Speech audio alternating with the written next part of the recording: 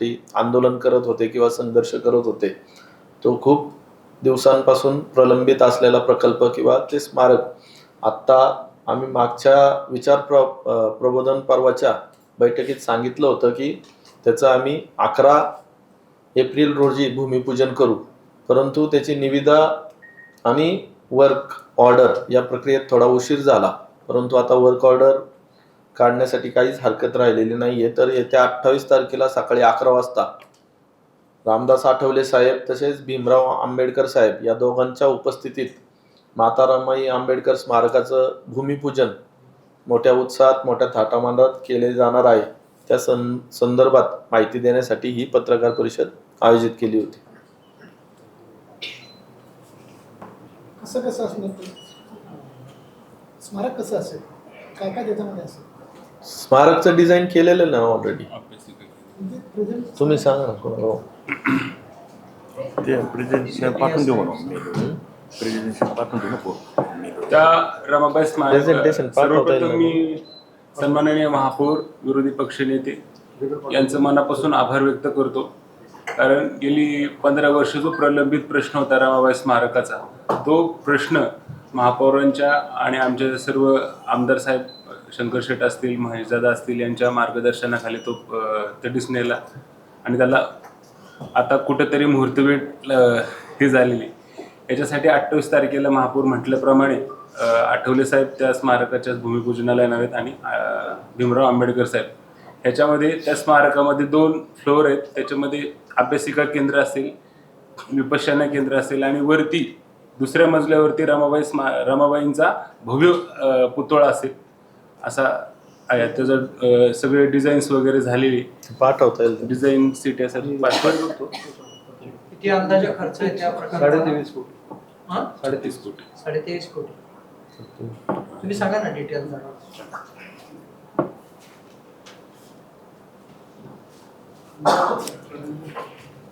आदरणीय महापौर, सर्व पत्रकार बंधू भगिनी, नमस्कार. त्याचप्रमाणे भोईर साहेब, कुणाल बावळकर साहेब, आदरणीय महापौर साहेब आणि आयुक्त साहेब यांच्या मार्गदर्शनामध्ये कशी आपण ही प्रक्रिया पूर्ण जी निविदा प्रक्रिया केली ती स्पीडमध्येच केली, एकदम वेगानेच केली. प्रयत्न तसाच केला आणि आता येत्या 28 तारखेला त्याचं भूमिपूजन होणार आहे. या माता रमाईच्या स्टॅच्यू सोबतच त्याची पूर्ण सृष्टी किंवा स्मारक पण होणार आहे. त्याच्यामध्ये एकूण 25 ब्रॉन्झचे म्युरल्स असणार आहे. एका ब्रॉन्झची साईज 12 फूट बाय 7 फूट असेल.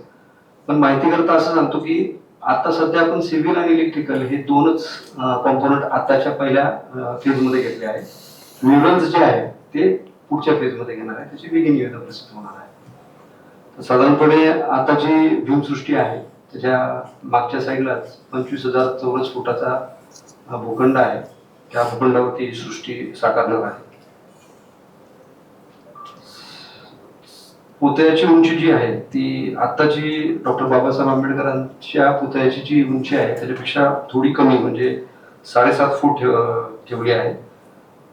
याचबरोबर तिथे स्वच्छतागृह, प्रतीक्षागृह, स्वतंत्र प्रवेश आणि बाहेर जाण्याचा मार्ग, कारंजे, बगीचा राहणार आहे. जाण्या येण्यासाठी ग्रॅनाइटचे पाथवे राहणार आहे. त्याचप्रमाणे बैठक व्यवस्था असणार आहे. विद्युत रोषणाई असणार आहे, अत्याधुनिक विद्युत रोषणाई, आणि मल्टी लँग्वेज मध्ये ऑडिओ सिस्टीम पण असणार आहे की ती माहिती त्या म्युरल्सच्या तिथे गेल्यानंतर कशा प्रकारे त्या म्युरल्सची माहिती जी आहे ती दिली जाणार आहे. एकूण कामाचा कालावधी जो आहे तो 24 महिने म्हणजे 2 वर्ष आहे. आणि खर्च टेंडर कॉस्ट जी आहे 23.5 करोड आहे आणि निविदा 18% कमी या दराने स्वीकृत केलेली आहे, अशी माहिती आहे. धन्यवाद. पुतळा कोण तयार करणार? पूर्वी आपण काय केलं होतं, ऍक्च्युअली माता रमाईचा पुतळा जो आहे तो आताच्या भीमसृष्टीमध्येच होणार होता. परंतु ज्या वेळेला भीमसृष्टीचं उद्घाटन झालं त्यावेळेला असे विचार पुढे आले की एक स्वतंत्र सृष्टीच उभी करावी. आणि माझ्या मते म्हणजे बाबासाहेब चुकीचं नसेल तर अशी ही माता रमाईची सृष्टी मला वाटतं पहिलीच आहे. पहिलीच पहिलीच पहिलीच पालिकेत देशामध्ये पहिली असेल, बरोबर आहे? बरोबर हा. ते पण आपल्या पिंपरी चिंचवड शहरासाठी नावलौकिक आहे. लौकिक. तर तो पुतळा जो आहे तो आताच्या भीमसृष्टीमध्येच बसवणार होतो आपण, पण नंतर विचार बदलले तर मागच्या साईडला जी जागा आहे ती जागा घेऊन तिथे स्वतंत्र माता रमाईंची सृष्टी करायची असे विचार पुढे आले.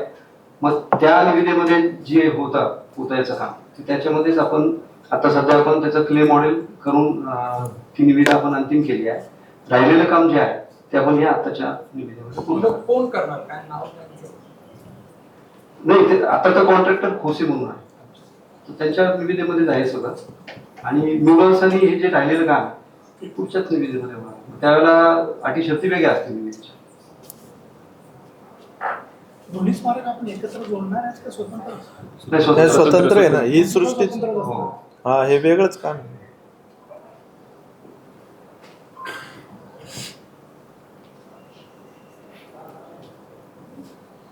जागा वगैरे सगळं ताब्यात आहे ना, काय अडचण नाहीतर व्हायचं खेळून जागा ताब्यात आहे.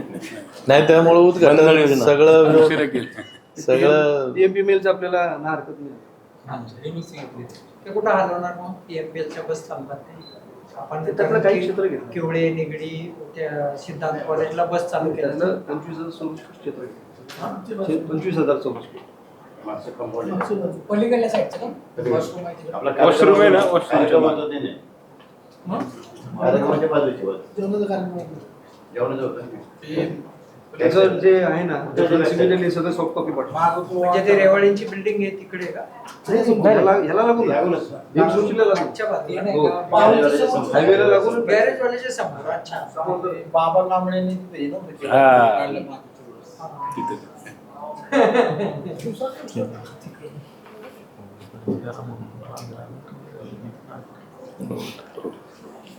महापौर साहेब वेगळं काहीतरी सांगा. तुम्ही विचारा ना, मी काय सांगू. उपसूचनाचं काय पुढे झालं? तो झाला अहवाल काय आला? आलाय ना, अहवाल आलाय. त्यासाठी सकाळी बैठक घेतली, कारण आज ह्याच विषयासंदर्भात संध्याकाळीचा तो विषय येतो. अहवाल आला तर प्रथम दर्शनी काय त्याच्यात आले काय?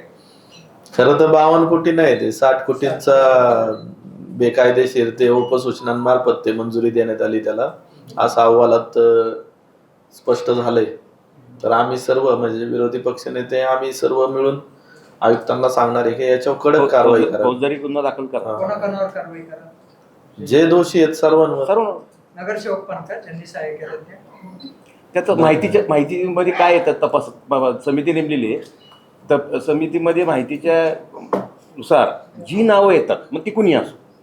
आता आम्ही तर कुणी प्रत्यक्ष असं व्यक्तीच्या नाव घेऊन बोलू इच्छित नाही किंवा नसं आपले सहकारी सगळे.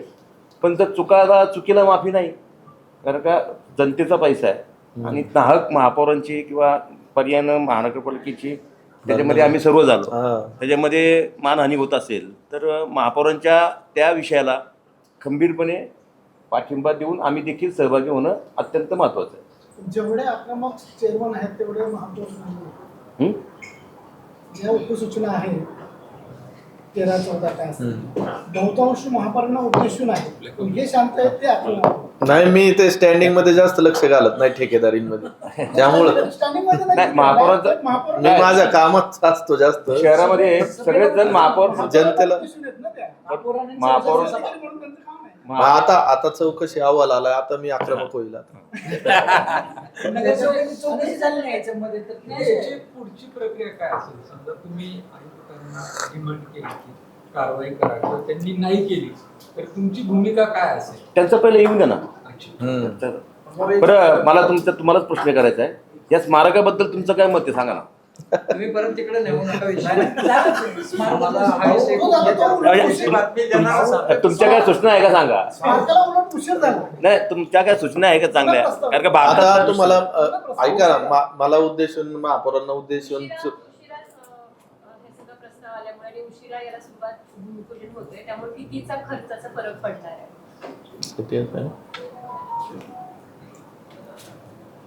यामध्ये असं नाही झालं की विलंब झाला म्हणून खर्चाच्या रकमेमध्ये वाढ झाली, असं काही झालेलं नाही. पण आधी प्रस्ताव होताच ना, त्यावेळेस एक काहीतरी खर्च किंवा काही होता प्रस्ताव, पण ज्यावेळेला आपण निविदा प्रक्रिया सुरू केली त्यानंतर टप्प्याटप्प्याने आणि कुठलाही कालापरिवेळ न करता आपण ही प्रोसेस पूर्ण केली. मला वाटतं 3 आठवड्यामध्ये म्हणजे निविदा प्रसिद्ध झाल्यापासून 3-3.5 आठवड्यामध्ये आपण वर्क ऑर्डर स्टेजला आणला.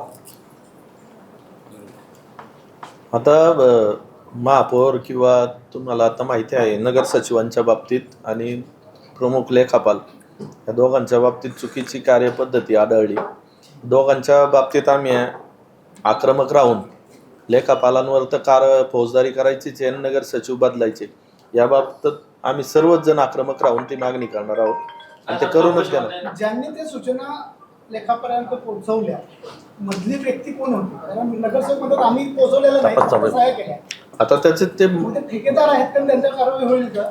आणि जर जे नगरसेवक म्हणतात आमच्या सह्या नाही, तपासात त्याचे निष्पन्न होईल त्याच्यासाठी. आमच्या सह्या नाहीत असे म्हणतात, कोणीतरी सही केली तर मग तो 424 नाही ना. हा, मग आता प्राथमिक आलंय की आकडा किती आहे त्या तपास चालू आहे ना अजून सायांच्या बाबतीत. तक्रार का नाही केली नगरसेवकांनी पोलिसांमध्ये किंवा कुठे की आमची जी सही आहे ती आम्ही केलेली नाही? नाही, आधी सगळी चौकशी व्हावी लागते ना सगळं प्रकरणाची. आता प्रकार पूर्ण चौकशी होऊन जाईल. चौकशीमध्ये कोणत्या आमदारांचा हस्तक्षेप होतोय का?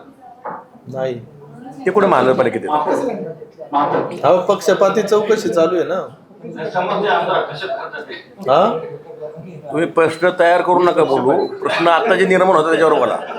महापौर साहेब, हे सगळं प्रकरण गेले जवळजवळ 15-20 दिवसापासून गाजतंय आणि हे प्रकरण गाजत असतानाच ज्यांच्याकडे या चौकशीचं काम होतं ते अतिरिक्त आयुक्त विजय खोराटे पाटील यांची बदली झाली. त्याच्यामुळे पुन्हा एकदा संशयाचं वातावरण तयार झालं. आयुक्तांनी पण स्थायी समितीला एका पानाचं चिठवलं आणि त्याच्यामध्ये 4 ओळी फक्त की नियम बाह्य ते झालेलं आहे आणि स्थायी समिती आणि याची महापालिका सभेची मंजुरी गरजेची होती एवढंच म्हटले.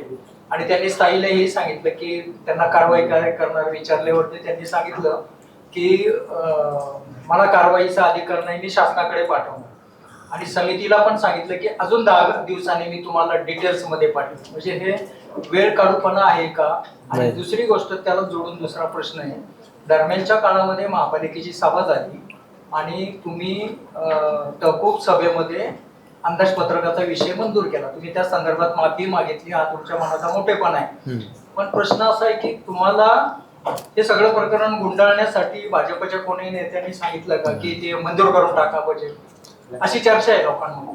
खरं तर आता खोराटे साहेबांचं आपल्याला माहिती आहे त्यांचा कार्यकाळच पूर्ण झाला होता, त्यामुळे त्यांची बदली झालेली आहे. आयुक्त साहेबांनी जी सूचना दिली त्याबद्दल मी माहिती घेईल. पण आत्ता भाऊसाहेबांनी सांगितल्याप्रमाणे हे जे प्रकरण आहे 60 कोटीचं बेकायदेशीर उपसूचनांचं, हे कदापि माफ करण्याच्या लायकीचं प्रकरण नाही आहे किंवा त्याला माफी नाही देऊ.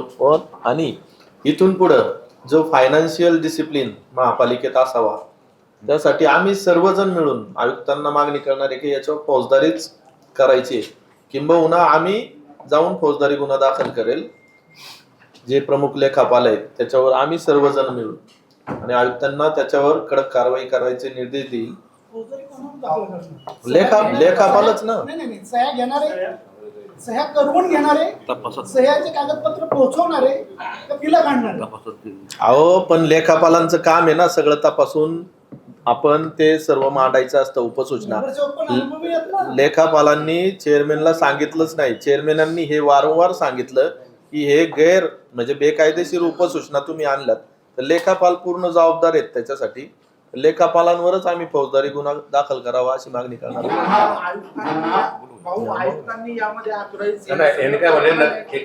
नगरसेवक अनुभवी आहे, त्यांनी अनुभवी नगरसेवकांच्या सह्याच नाही घेतल्या. हो, हे बघा, निवडून आल्यानंतर ऐका, काही असते निवडून आल्यानंतर प्रत्येकाला मी नगरसेवकांची बाजू म्हणजे कायदेशीर घेत नाही.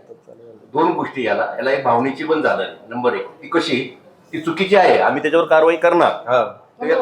जे सापडतील त्यांच्यावर, जे दोषी आहेत त्यांच्यावर. नंबर 1 त्याच्यामध्ये काय झालं, आता एक घटना अशी घडली, तुमचा हा वॉर्डाचं काम केवळ 6 महिने प्रशासकांमुळे अडथळा निर्माण झालेला आहे. तुम्ही जर आता सह्या केल्या ना तर हे काम लगेच होईल, अशी सुद्धा घटना घडलेली आहे.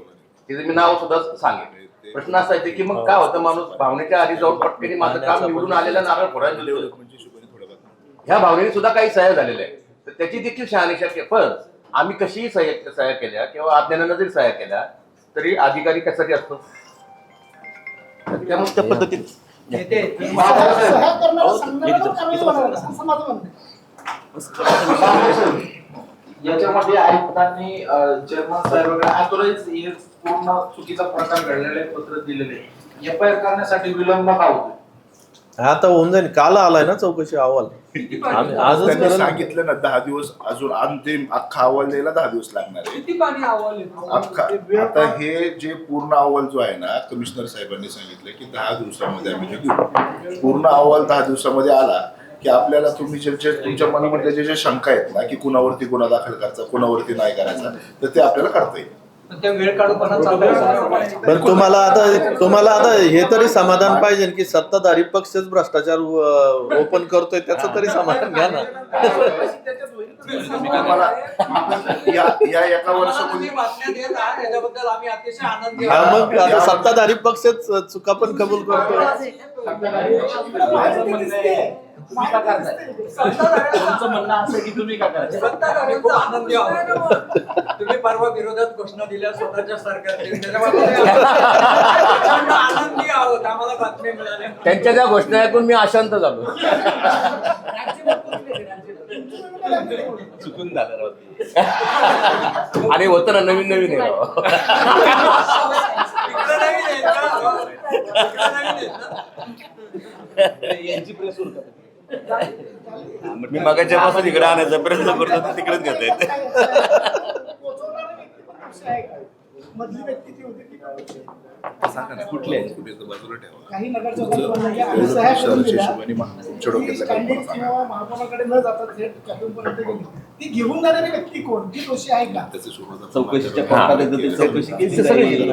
सगळं देणार ते. नेते, तुम्ही मगाशी म्हणाला की नगरसेवकांना असं वाटलं की त्यांच्या प्रभागातलं काम होते म्हणून त्यांनी त्याच्यावर सह्या केल्या. प्रत्यक्षात जर आपण उपसूचना पाहिल्या संस्थेला तर कुठला तरी पिंपरी गावातल्या विकास कामाच्या ह्याच्यावरती घुसरीचा माणूस सही करतो. घुसरीच्या ह्याच्यावरती चिंचवडचा सही करतो. त्याच्यात त्या प्रभागातल्या नगरसेवकाचं काय, त्याच्या प्रभागाचं कल्याण आहे? नाही आता मी उदाहरणासहित सांगतो, नाव घेऊन सांगतो.